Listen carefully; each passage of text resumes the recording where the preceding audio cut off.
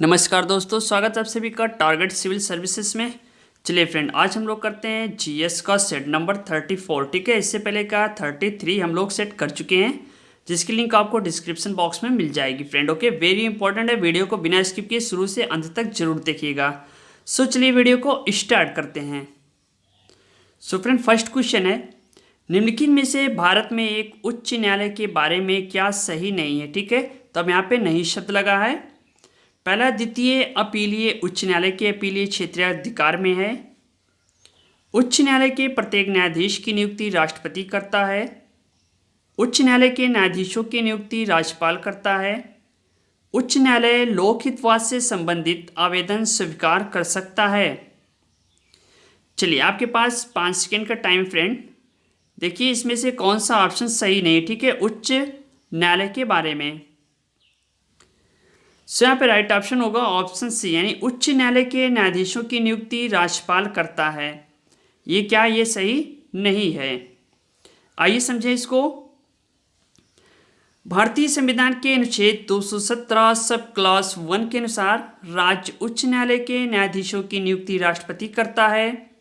इसके लिए भारत के मुख्य न्यायमूर्ति से, उस राज्य के राज्यपाल से और मुख्य न्यायमूर्ति से भिन्न किसी न्यायाधीश की नियुक्ति की दशा में उस उच्च न्यायालय के मुख्य न्यायमूर्ति से परामर्श के पश्चात राष्ट्रपति अपने हस्ताक्षर और मुद्रा सहित अधिपत्र द्वारा उच्च न्यायालय के प्रत्येक न्यायाधीश को नियुक्त करेगा। ठीक है, अब यहाँ से क्वेश्चन क्लियर, कमेंट बॉक्स में जरूर बताना अगर क्लियर हो गया क्वेश्चन फ्रेंड।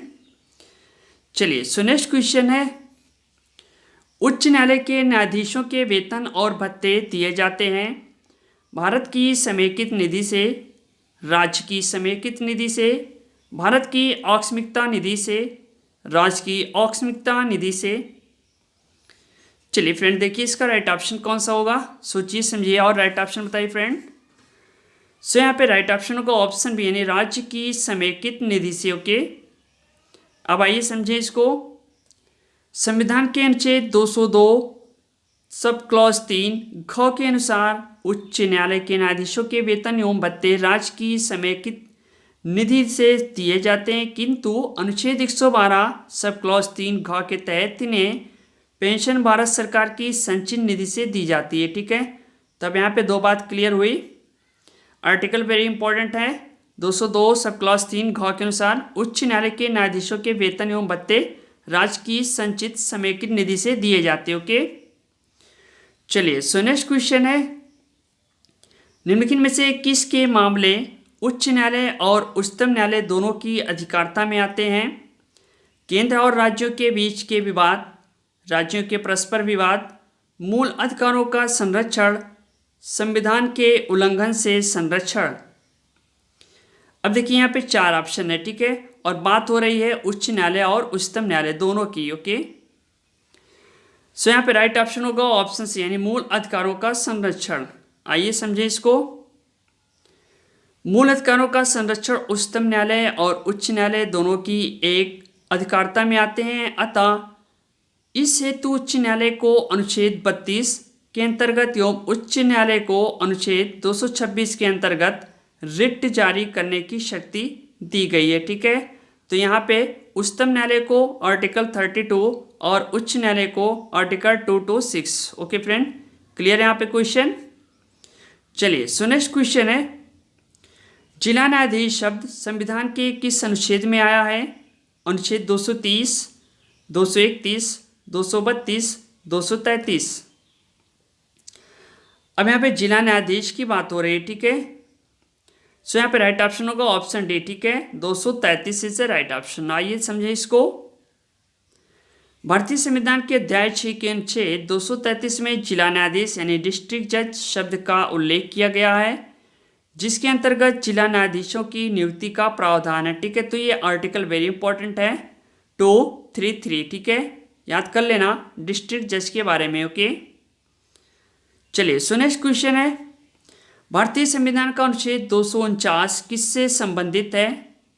राष्ट्रपति की आपातकालीन शक्तियों से, लोकसभा के विघटन से, संसद की प्रशासनिक शक्तियों से, राज्य सूची के विषयों के संबंध में संसद की विधायी शक्तियों से।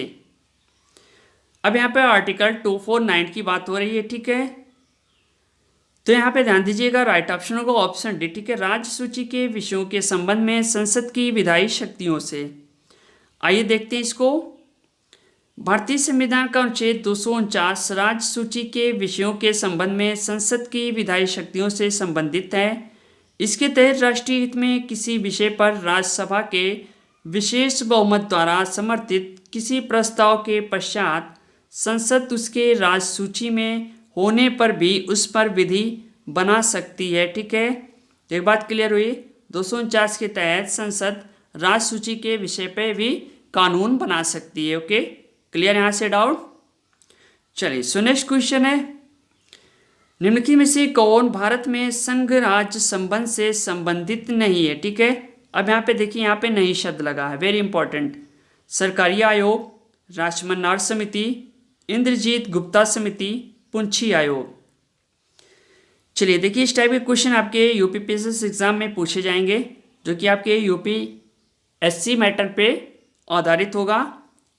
सो यहाँ पे राइट ऑप्शन होगा ऑप्शन सी, ठीक है, इंद्रजीत गुप्ता समिति। ये क्या है, भारत में संघ राज्य से संबंधित नहीं है।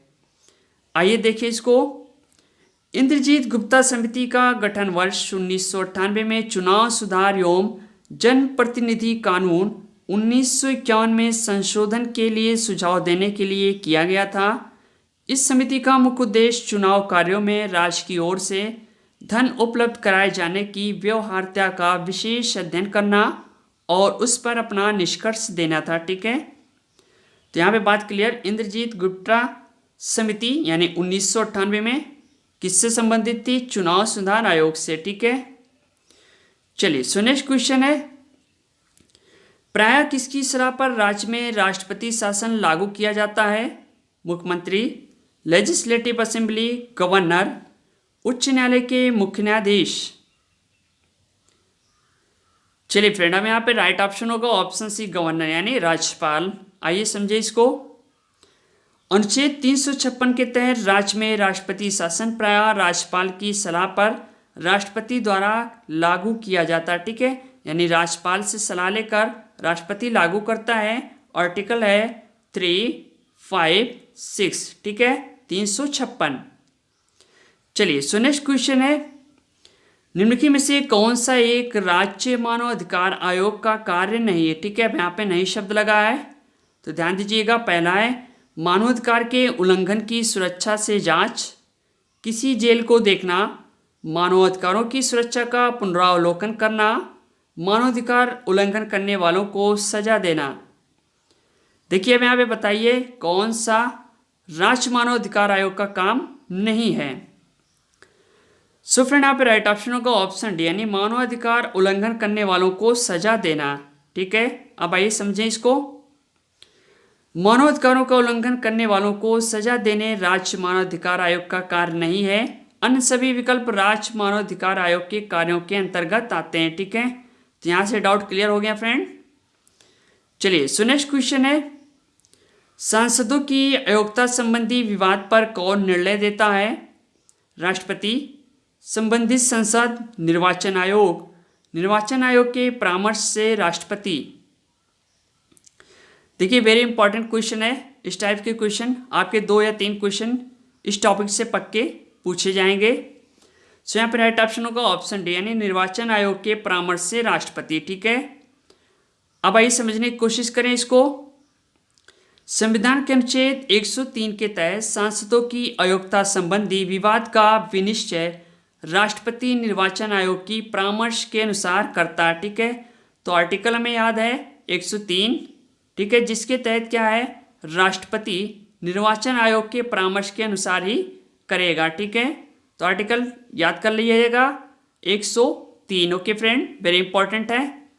सो नेक्स्ट क्वेश्चन है, निम्नलिखित में से दलीय व्यवस्था किस एक व्यापक व्यवस्था का अंग है, सामाजिक व्यवस्था, आर्थिक व्यवस्था, राजनीतिक व्यवस्था, अंतर्राष्ट्रीय व्यवस्था।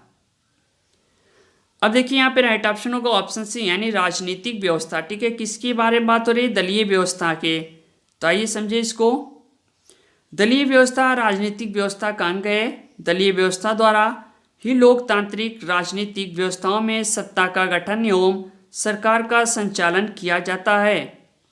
वेरी इंपॉर्टेंट है क्वेश्चन है फ्रेंड। सो फ्रेंड ये रही वीडियो को लाइक करो, ज़्यादा से ज़्यादा शेयर करो अपने दोस्तों के साथ, ठीक है। आप ये मान के चलिए कि जितने भी हम वीडियो दे रहे हैं आपका इसमें से 60% क्वेश्चन फंसेगा, क्योंकि ये सारे क्वेश्चन वही है जो IAS एग्जाम में पूछे जा चुके हैं फ्रेंड। ओके, मिलते हैं हम नेक्स्ट वीडियो के साथ। Okay, thanks, best of luck, thank you, धन्यवाद।